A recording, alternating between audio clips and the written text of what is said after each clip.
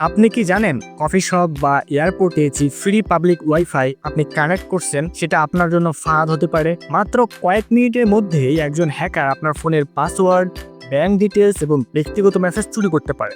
আজকের ভিডিওতে আমি দেখাবো কেন আপনার পাবলিক ওয়াইফাই ব্যবহার করা নিয়ে সতর্ক হওয়া উচিত। কল্পনা করুন আপনি একটি ক্যাফেতে বসে আছেন, সেখানে কাজ করছেন এবং আপনি সেখানে দেখতে পেলেন ফ্রি ক্যাফ ওয়াইফাই নামে একটি নেটওয়ার্ক আছে এবং আপনি সেটা কানেক্ট করলেন এবং নিজের ফেসবুক এবং ব্যাংক অ্যাকাউন্টে লগ ইন করলেন। কিন্তু আপনি জানেন না আপনার পাশের টেবিলে বসে একজন ব্যক্তি একটি ফেক হটস্পট তৈরি করেছে। আপনি ইন্টারনেটে যা যা টাইপ করছেন সে তা লাইভ দেখতে পাচ্ছে। একে বলা হয় man in the middle attack. কেন এটি বিপজ্জনক? পাবলিক ওয়াইফাই ব্যবহার করার সময় মূলত তিনটি বড় ঝুঁকি থাকে। Number 1, packet sniffing. হ্যাকাররা ডেটা প্যাকেট ধরে আপনার তথ্য চুরি করে। Number 2, evil twin attack. আসল নেটওয়ার্কের নাম ব্যবহার করে ফেক নেটওয়ার্ক তৈরি করা হয়। Number 3, encrypted networks. এসব নেটওয়ার্কে ডেটার সুরক্ষা না থাকায় আপনার তথ্য সবার সামনে পড়ে থাকে। এর মানে এই নয় যে আপনি বাইরে কখনো ইন্টারনেট ব্যবহার করবেন না, তবে স্মার্ট হতে হবে। প্রথমত, সম্ভব হলে সবসময় মোবাইল ডাটা ব্যবহার করুন। দ্বিতীয়ত, পাবলিক ওয়াইফাই ব্যবহার করতেই হলে অবশ্যই একটি ভালো মানের VPN ভার্চুয়াল প্রাইভেট নেটওয়ার্ক ব্যবহার করুন, যাতে আপনার ডেটা এনক্রিপ্ট থাকে। তৃতীয়ত,